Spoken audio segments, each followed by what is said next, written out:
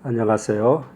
모세오경을 강의하면서 주해에 대해서 말씀하고 이어서 모세오경의 그런 개요를 여러분에게 설명해 드리고 싶습니다. 주해는 엑시제시스라고 하는데 그 본문을 원어로 잘 분석해서 본문이 원래 말하고자 하는 것을 길어내는 그런 과정을 말합니다. 우리가 번역된 책으로도 물론 그 본문의 주요 내용을 잘 이해할 수 있지만 특별히 성경은 원어로 그 본문 읽음으로 말미암아 그 원문이 쓰여진 그대로 우리가 이해하고 또 특별히 독창적인 해석을 해내고 창조적인 적용 또는 설교를 할 수 있는 장점이 있습니다. 그러므로 우리가 주예를 공부하는 과정이 그렇게 쉽지는 않지만 언어로 주예를 공부하고 나면은 훨씬 다른 차원의 본문 이해를 즐길 수 있을 것입니다. 모세오경은 성경의 처음 5권을 가리킵니다. 우리의 기독교는 계시의 종교입니다. 우리 스스로 도를 깨닫는 그런 종교가 아니고 하나님이 계시해 주실 때 우리가 알 수 있는데 특별히 하나님의 말씀으로 우리에게 계시해 주었기 때문에 우리가 하나님의 그런 뜻을 하나님이 전달한 메시지를 알 수 있는데 바로 모세오경은 성경의 처음 5권의 하나님의 계시를 말씀합니다. 또 이 모세오경은 나머지 구약 성경의 기초가 되는 그런 책이고 또 구약은 신약 성경을 이해하는 그런 또 기초가 되기 때문에 우리가 모세오경을 잘 공부하는 것은 구약뿐만 아니라 신약을 포함한 성경 전체를 이해하는데 매우 중요한 근거가 될 수가 있습니다.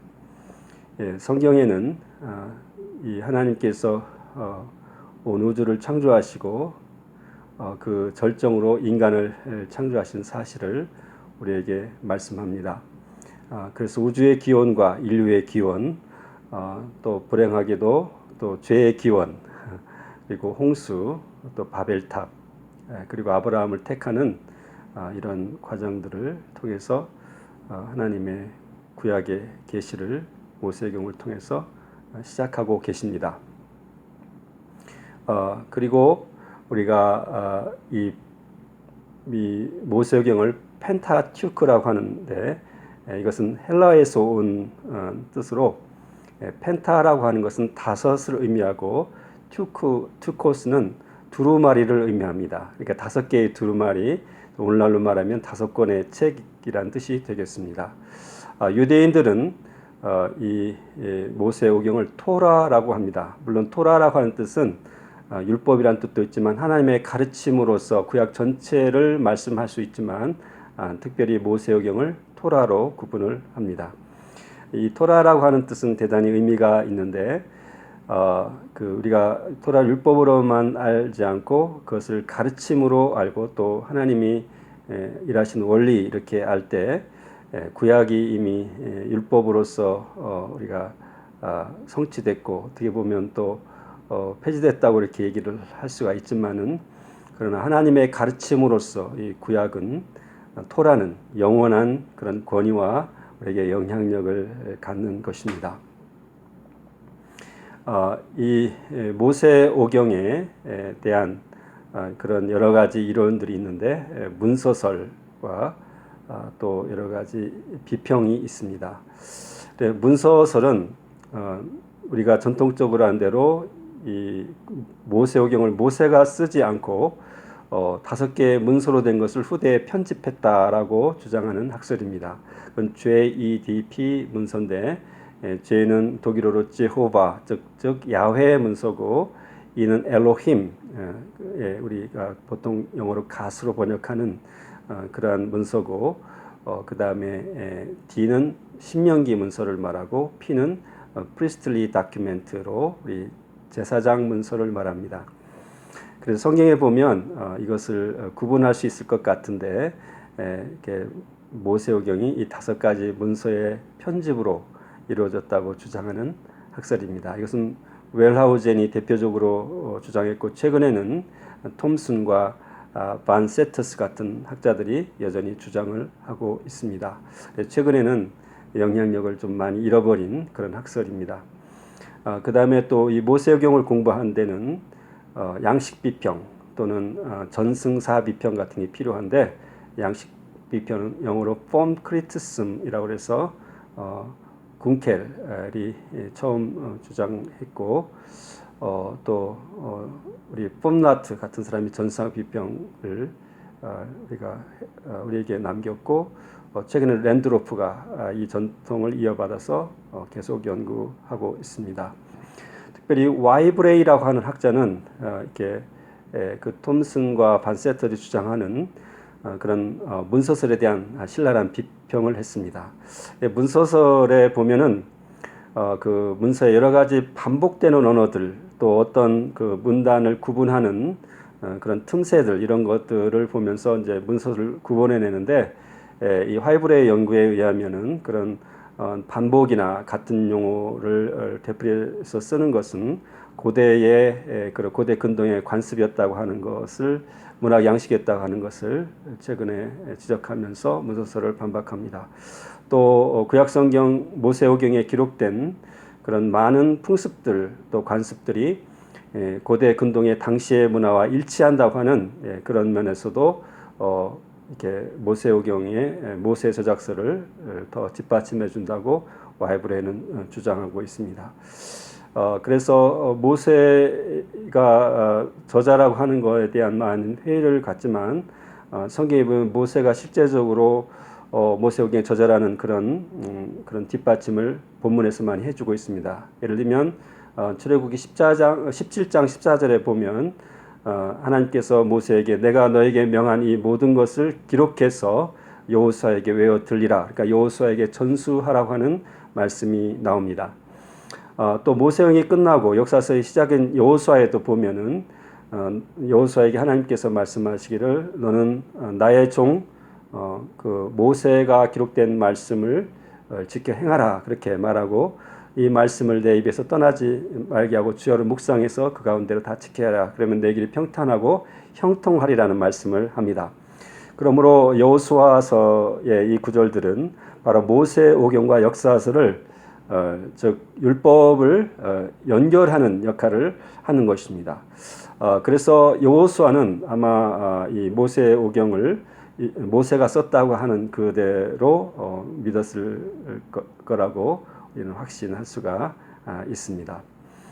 모세오경은 우리가 하나님이 특별히 다른 신들과 구별되는 주권자이며 창조주라고 하는 것을 우리에게 소개해주는 그런 책이라고 할 수가 있습니다. 그래서 창세기의 모든 것의 시작부터 또 출애굽기에 하나님이 이스라엘 선민으로 선택하신 사건, 그 이후에 가나안 정복 사건을 뒷받침하는 그러한 하나님의 언약들을 많이 포함하고 있습니다. 하나님께서는 역사를 통해서 이스라엘에게 계시하셨고 이스라엘 선민을 보호하시며 이끌어 오셨다는 것을 증거하고 계십니다. 물론 창세기 1장부터 11장은 우리가 선 역사로 프리스토리이기 때문에 우리가 그 자세한 어떤 역사적 증거로는 말할 수 없지만, 우리 그것이 사실성을 우리는 고고학이나 또는 이후의 그런 연구를 통해서 많이 밝혀낼 수가 있습니다. 특별히 고대 근동의 마리 누치 문서 같은 걸 연구해 보면 아브라함에 대한 기록 중에서 많은 것들이 당시에 그런 연결될 수 있는 뒷받침될 수 있는 풍습이었던 것을 증거해 주고 있습니다. 창세기는 우주의 그런 창조를 우리에게 설명하면서 그 다음에 그 하나님으로 말미암아 시작된 인류 역사, 또 그 하나님 창조물에서 특별히 사람을 가장 중심으로 만드시고 사람을 하나님이 창조하신 모든 것의 대리 통치자로 삼으셨다고 하는 것을 우리에게 밝혀주고 있습니다. 그것을 창조 명령 또는 크리에이션 맨데이트라고 하는데, 그런 창세기 1장 26절부터 28절 말씀입니다. 하나님의 형상대로 인간을 만드시고 생육하고 번성해 땅에 충만하라, 땅을 정복하고 다스리라고 하는 그 말을 통해서 문화 명령 또는 창조 명령을 주시고 그리고 하나님의 대리 통치자의 역할을 거기에 밝혀주고 있습니다. 그러므로 인간의 우주 속에서 하나님의 창조물의 위치는 굉장히 독특한 것입니다. 그래서 그냥 창조물 중에 피조물 중에 하나가 아니라 하나님이 독특한 관심을 가지고 독특한 목적으로 만든 인간인 것을 이렇게 부각시켜 줌으로 인해서 인간의 존엄성을 높여주고 또 하나님이 처음 창조하신 가정을 통해서 가정의 신성함 또 그 가정을 통한 하나님의 생육하고 번성하는 계획들을 잘 보여주고 있습니다. 특별히 창세기는 그 하나님이 창조하신 그런 세계를 통해서 하나님의 주권과 모든 것의 시작이 되신 하나님, 그래서 우주의 시작, 인류의 시작, 가정의 시작, 죄의 시작, 이런 모든 것을 알리고 특별히 이제 그 에덴 동산에서 인류가 선악과를 따먹으로 말미암아서 반역한 사건, 그것으로 말미암아 이제 하나님과 인간 사이에 또 문제가 생기고 특별히 그 관계가 소원해지고 하나님은 이 관계를 소원해진 관계를 회복하는 과정으로 구속사를 이루어 가십니다. 그것은 이제 신약의 예수 그리스도의 십자가를 통해서 이제 완성되지만 구약에도 이 구속사라고 하는 중요한 신학적인 주제가 이어지는 것입니다.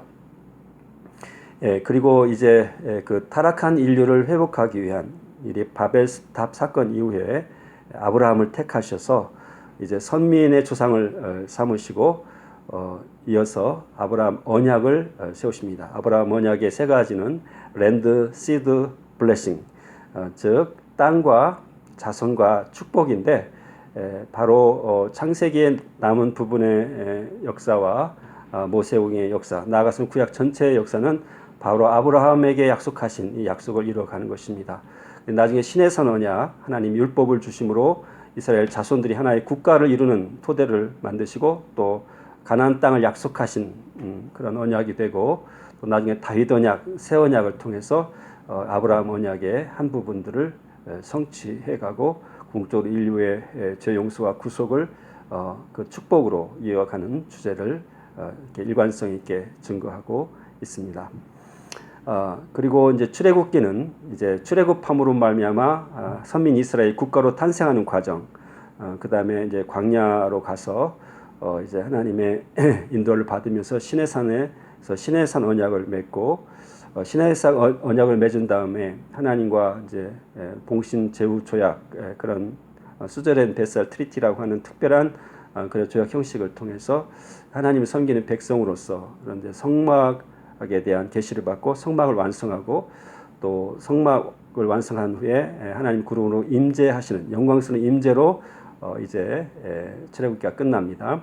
레위기는 같은 시내산에서 받은 계시로서 이제 그 하나님의 선민으로서 어떻게 하나님께 제사 지내는지 그 거룩성을 회복하는 그러한 주제를 말합니다. 그래서 레위기가 우리가 보기에는 조금 그 제사 제도가 낯설지만은 그러나 하나님과 이스라엘 관계를 정립하는 또 관계를 회복하는 중요한 주제를 다루고 신약 예수님의 십자가를 이해하는 아주 중요한 책이 되는 것입니다. 민수기는 이제 하나님의 백성으로 이제 이렇게 선택받은 그들이 하나님과 언약을 맺고 이제 가나안 땅을 해서 출발하는 그런 내용들을 다루는데 그래서 이제 가나안 땅을 위한 출발이면서 또 그 하나님의 정복하는 군대로서 이제 조직화되는 그래서 두 번의 계수 사건이 있는데 그러나 그 과정 속에서 가나안 정탐 후에 12정탐꾼이 보고하는 데서 여호수아 갈렙에는 부정적인 그런 불신앙적인 보고를 함으로 백성을 낙심케 하고 하나님의 진노를 사서 광야에서 40년간 방황하면서 하나님의 훈련을 거치는 그런 내용이 되어 있습니다. 그래서 민수기의 히브리어 내용이 미드바르인데 그 미드바르라고 하는 말은 바로 광야에서 하나님의 훈련을 강조하고 있습니다. 그리고 신명기는 이제 출애굽한 세대가 이제 광야에서 이제 일세는 다 엎드려 죽고 20세 전에 출애굽한 백성들과 새로 태어난 백성들이 이제 새로운 2세대를 이루어서 이제 가나안 땅에 들어가기 직전 모압 광야에서 가나안 땅을 바라보면서 모세의 고별 설교를 이렇게 듣는 장면을 묘사한 것이 바로 신명기입니다. 신명기는 그 시내산율법을 반복하지만 단순한 반복이 아니고 새로운 세대에게 언약이 갱신을 이루는 것입니다. 그러므로 출애굽기보다 더 이렇게 율법이 확대되어 있고 이 십계명도 조금 더 이렇게 어떤 발전이나 수정된 면이 있는 것을 보여줍니다. 신명기는 그 이후에 있는 여호수아부터 시작되는 역사서, 즉 열왕기 상하까지 그 신학을 이렇게 뒷받침하는 중요한 책이 됩니다. 그래서 여러분이 모세오경을 공부함으로써 여러분 구약의 그런 전체의 그런 어떤 기초가 되는 그런 성경 내용을 다루고 또 나아가서 신약을 이해하는 중요한 토대를 이루는 공부를 하게 되는 것입니다. 요즘에 그 포스트 모더니즘의 영향을 받아서 성경 해석도 많이 상대화되고 개인화되고 그런 성경의 권위에 대한 그런 해석이 이렇게 하나님에게서 사람으로 옮아가는 이제 그런 비평들, 관점들이 많이 나오고 있는데 우리가 모세오경은 무엇보다도 하나님의 그 계시와 그 계시된 말씀의 권위를 우리에게 가르쳐주면서 성경을 어떻게 해석해 갈까에 대한 좋은 가이드가 되고 있습니다. 그리고 우리가 주해로서 우리 보면은 성경을 우리가 이제 이해할 때 예를 들면은 그 창세기에 창조가 주제가 되는데 그 창조란 말 우리가 바라 1절에 하나님이 창조하셨다는 말 알지만 또 창조에 관계된 다른 두 단어가 더 있습니다. 또 야사와 야차르라는 단어가 있는데 우리가 이 세 단어를 비교만 해봐도 하나님이 사람을 얼마나 관심을 가지고 또 하나님의 계획에 따라 만들으셨는가를 우리가 볼 수 있습니다. 그래서 이 원어로 우리가 모세를 공부함으로 본문을 더 깊이 연구하고 또 확신 있게 그 말씀을 해석해서 또 창조적으로 전달하는 그런 역할을 잘 하실 수 있는 여러분이 되시기를 바랍니다. 특별히 창세기가 지금 가장 해석에 논란이 되고 특별히 창세기 1장부터 11장에 대해서는 특별히 또 1장부터 2장에 관한 해석은 상당한 신학적인 논쟁이 되고 있습니다. 한 가지를 여러분에게 말씀드린다면 그 날에 대한 건데 우리가 전통적으로는 저녁이 되면 아침이 되면 이는 첫째 날이니라 이렇게 해서 한 24시간 하루를 믿지만 최근에는 이것들이 많이 도전을 받아서 데이 에이지 티로리나 인터미턴트 데이 티로리 이런 것들을 통해서 하나님의 창조를 인정하면서도 또한 지질학적인 그런 오랜 기간이 거기에 창조에 개입됐다고 생각하는 이제 그런 학설도 있고 또 날과 날 사이에 긴 기간이 있다 뭐 이런 여러 가지 학설들이 다양하게 나오고 있습니다. 그러나 우리가 성경에 보면은 하나님의 창조가 그렇게 오랜 시간을 걸쳐서 되지 않았다고 하는 또 다른 본문의 증거들도 볼 수가 있습니다. 예를 들면은 창세기 2장에 하나님이 이렇게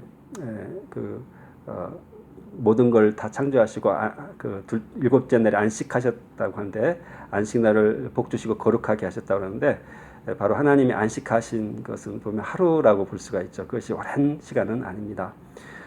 또 이렇게 시편 148편 5절에 보면 하나님의 명하심에 창조가 이루어졌다고 하는 말씀이 있는데 하나님이 말씀하시자마자 즉각 창조가 실행되었다는 것을 말씀합니다.